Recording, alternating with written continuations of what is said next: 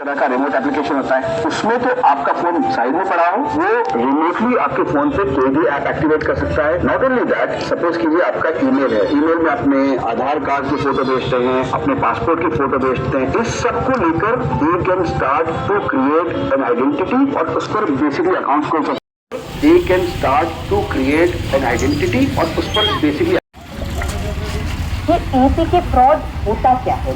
Doctor क्या करता है कि आपको वो एक एप्लीकेशन लाई देता है, जो आईफोन पर आप बाहर का ऐप इंस्टॉल नहीं कर सकते, एंड्रॉइड पर भी इंस्टॉल नहीं कर सकते। इंस्टॉल करने के लिए आपको डॉक्टर कहता है go into your setting and enable something.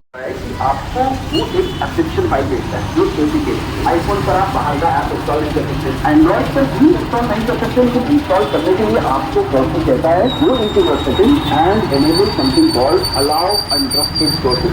ना करते ही आपका फोन वल्नरेबल हो जाता है, क्योंकि इस पर कोई भी सॉफ्टवेयर इंस्टॉल है तो वो आपको एक फाइल भेजता है जिस जगह आईपी